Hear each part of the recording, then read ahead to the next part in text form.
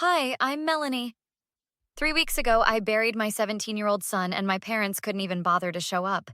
Still trying to wrap my head around that one while I sit here staring at Jake's empty bedroom. You need to eat something. I brought sandwiches. Olivia sets a plate in front of me at my kitchen table. She's been my rock since day one of this nightmare. I'm not hungry. I know, but Jake would kick my ass if I let you waste away. She pushes the plate closer. I take a small bite just to make her stop looking at me like that. Jake fought his leukemia for 4 years. 4 years of hospital rooms, experimental treatments, and hope that eventually ran out. His dad, Mark, died in a construction accident when Jake was 12, just months before his diagnosis. The only good thing Mark ever did was leave that trust fund for Jake's medical expenses. Have your parents called? Olivia asks, organizing the sympathy cards that keep arriving. Oh yeah, they called. Said they're really sorry they missed the funeral, but their flight from Aruba was delayed and then canceled. Like they couldn't have booked something earlier when I told them he was dying 3 weeks ago. That's complete bullshit. Olivia never sugarcoats anything. Tell me about it. Mom sent a text asking if we could do something small when they get back so they can say goodbye properly. As if a proper goodbye happens after the funeral. The doorbell rings and Olivia goes to answer it. I hear my sister's voice in the hallway. Melanie, you look terrible. Vanessa walks in wearing designer sunglasses and carrying a small gift bag. I brought you some bath bombs. Self-care is important. Thanks for coming to the funeral. It's all I can manage to say. Of course I came. Jake was my nephew. She glances at her watch. Though I had to leave early for that meeting with the wedding planner. Did I mention Robert and I set a date? June wedding at the Westfield Resort? Olivia shoots me a look that says she'll throw Vanessa out if I give the signal. Mom and Dad send their love. They feel awful about missing everything. Do they? My voice sounds hollow even to me.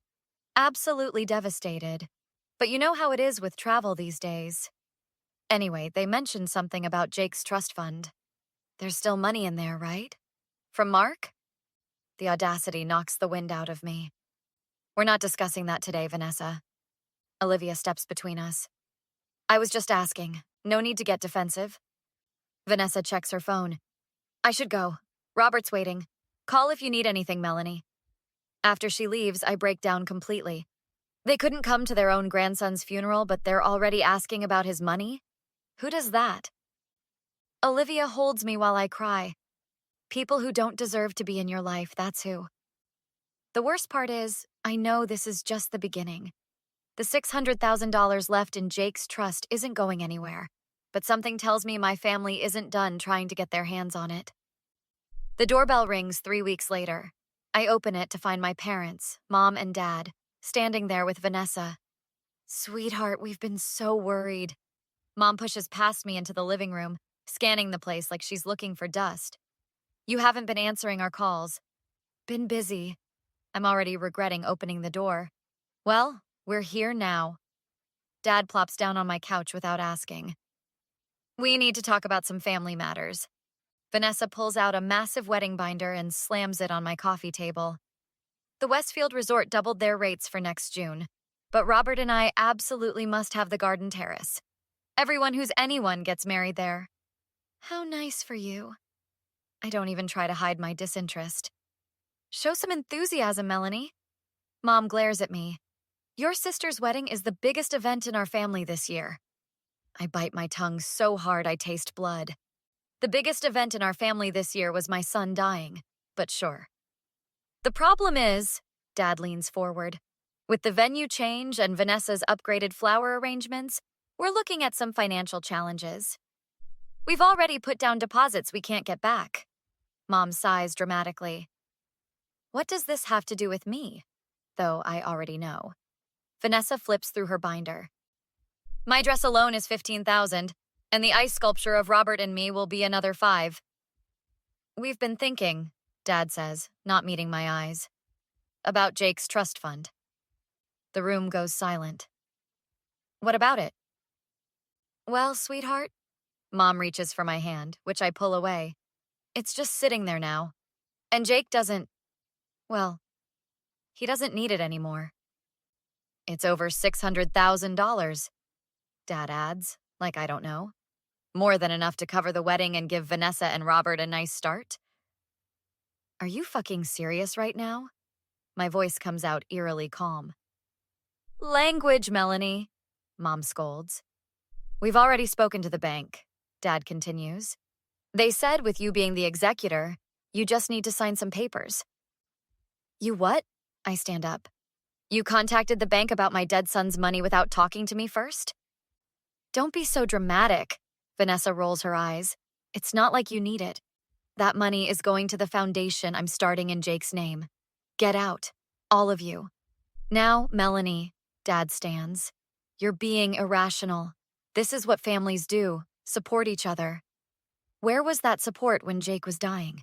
When was the last time any of you even mentioned his name before today? Get out. After they leave, I call my cousin. Nathan, it's me.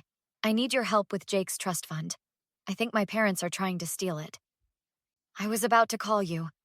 Uncle Jim told everyone you're unstable with grief and financially irresponsible. He's been asking about legal ways to take control of Jake's estate. They're using my son's death to fund Vanessa's wedding. Don't worry, Melanie. I won't let them touch a penny. I think we need to set a trap. I can't believe they'd go this far, I say, sitting at Nathan's dining table as he shows me what he's found on his laptop. Look at these emails I recovered from Uncle Jim's account. He's not exactly tech-savvy with his password choices. Nathan turns the screen toward me. My eyes scan the messages and I feel sick. They were planning their Aruba trip to coincide with the funeral on purpose. Read this one from Mom to Dad. Nathan points to an email dated 2 days before Jake died. I think we should extend our stay through next weekend. Vanessa needs to discuss wedding plans, and being around Melanie will be too depressing with all that funeral talk. We can say our flight was canceled. My hands shake as I read my mother's words aloud. And this exchange between them and Vanessa from a month ago. Nathan pulls up another email thread. I scroll through it, my blood running cold. They were discussing Jake's trust fund while he was still alive?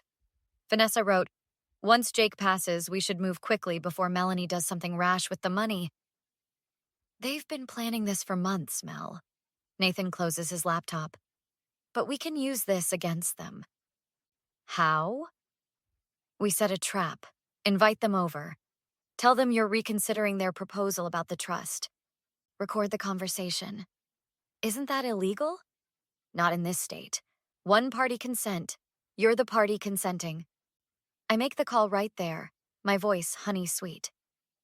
Mom, I've been thinking about what you said about Jake's money. Maybe we should talk more. Dinner at my place tomorrow? The next evening, my phone records in my pocket as they all sit around my dining table. I'm so glad you're being sensible about this, Mom says, cutting into her steak. I just want to understand better how you plan to use Jake's money. Well, primarily for the wedding, of course, Dad says, waving his fork. Vanessa deserves the best. When did you first start thinking about using Jake's trust fund? Mom sips her wine. Oh, just recently, after the funeral. Really? Because I heard you discussing it before he died. Their faces freeze. Who told you that? Vanessa demands. Does it matter? Is it true? Look. Dad leans forward. We knew the prognosis wasn't good. It just made financial sense to plan ahead. So while I was sitting at my son's bedside, watching him struggle to breathe, you were planning how to spend his money? Don't be so dramatic. Vanessa rolls her eyes. I've already put deposits down on custom bridesmaid dresses and personalized champagne flutes with the wedding date. That money is practically spent already.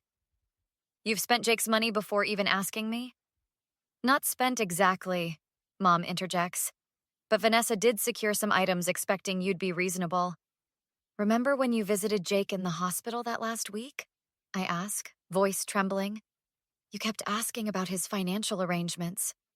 We were concerned about your ability to handle things, Dad says defensively. No, you were calculating how much would be left after medical bills. Jake was still conscious then. He heard you. Well, it's not like he was using that money, Vanessa snaps. My wedding is an investment in the future. Jake had no future. The room goes silent as they realize what she's just said. I stand up and point to the door. Get out. Now. Melanie, we were just being honest. Mom reaches for me. The trust meeting is canceled. I've heard everything I needed to hear. 3 days later, I'm sitting in the bank's conference room with Nathan and a trust attorney. Sign here and here. The lawyer points to yellow tabs on the documents. This permanently secures Jake's trust under the new foundation's control. No one can touch it without board approval. And as board president, you have final say, Nathan adds as I sign the papers. The Jake Turner Memorial Foundation is officially established, the lawyer announces.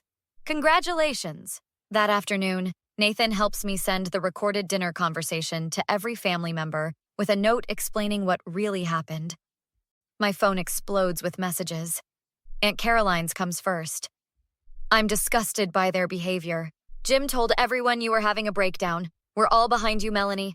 Cousin Paige calls crying. I had no idea they skipped the funeral on purpose. I'm so sorry. The next morning, Olivia bursts into my house with coffee and a smile that can only mean one thing. Gossip. You won't believe what happened. Robert called off the engagement after your uncle showed him the recording. He said he couldn't marry someone who would steal from a dead child. Vanessa must be having a complete meltdown. Oh, it gets better. Remember how Vanessa works for my friend Denise at that PR firm? Denise heard the recording, too. No way. Yes way. She fired Vanessa yesterday.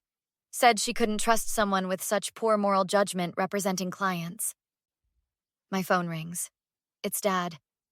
We need to talk, Melanie. Your mother and I may have been hasty in our approach. You mean you got caught? We're facing some financial difficulties. Those wedding deposits, we can't get them back. Not my problem. We're your parents. We deserve forgiveness. Like you deserve to be at your grandson's funeral? Don't call again. 2 months later, the foundation holds its first fundraiser. The ballroom is packed with supporters and families affected by childhood leukemia. Nathan taps his glass for attention. Thanks to your generosity, the Jake Turner Memorial Foundation has raised over $200,000 tonight to help families with medical expenses. Olivia squeezes my hand as we watch the families Jake's foundation will help. Later that night, a text from Mom arrives. Please, Melanie, we've apologized. How long will you punish us? I delete it without responding and place Jake's photo next to my bed. We're making a difference, buddy, I whisper, feeling peace for the first time since he died. The next morning, I walk into the foundation office, a room filled with volunteers organizing care packages for sick kids. We've got 10 new hospital partners, Nathan announces. Jake's legacy is growing. Good, I say, picking up a teddy bear to add to a package. This is just the beginning. What would you have done in Melanie's position? Would you have permanently cut off your parents and sister like she did? Or would you have given them a chance to earn forgiveness over time? Is there ever a point where family betrayal becomes truly unforgivable? Share your thoughts in the comments below. I'm curious to hear what you would have done. If you enjoyed this story of justice and standing up for what's right, please hit that like button and subscribe for more compelling stories like this one. Turn on notifications so you never miss an upload. Thanks for watching.